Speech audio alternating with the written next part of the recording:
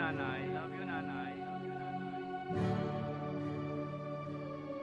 Pinagsisisihan lahat ng aking kasalanan. Kung di mararanasan, di pa mauunawaan. Ngayon natagpuan ko ang sagot sa katanungan. Mula ng bata pa laman na ng aking isipan ang bawat payo sa tuwing ako'y pagsasabihan. Hindi pinapansin kahit alam na kabutihan. Nagsakripisyo, ginawa lahat ng paraan upang mabigyan lang ng magandang kinabukasan. Halos gumapang sa hirap na nararanasan. Hirap na kahit minsan di man lang nasuklian. Siyam na buwan mong iningatan sa iyong sinapupunan. Nang mailuwal kahit lamok di marapuan. Sagana sa lahat, damit magandang laruan. Ngunit nang lumaki kung sumagot harap-harapan. At sumapit na nga ang puntong pagbibinata na tila hudyat sa paggawa ng masama. Nag-umpisa ang lahat ng sinubukang magkasyota. Sinanay kong utusan, di naig pa ang alila.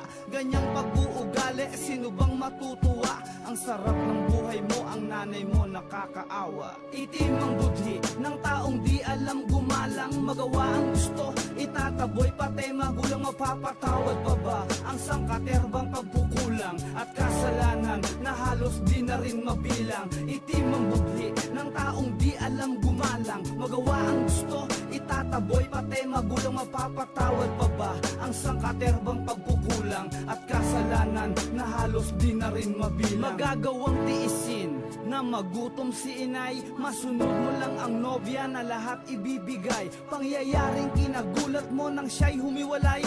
Mundo mo'y parang sasabog, halos magpakamatay. Naisipang tikman ang shabu at marijuana. Tuwang-tuwa naman mga demonyo mong barkada. Si inay di makatulog, magdamag nag-alala. Uuwi ka ng umaga, hihingi ka lang ng pera. Pag di ka nabigyan, sa galit halos magwala ka. At sasabihin pa sa iyong ina na walang kwenta. Ang matindi pa tol, talagang walang konsensya. Halos harap-harapan kung murahin ng ina. Nang ikaw ay lumayo, ang iyong ina ay yumuko.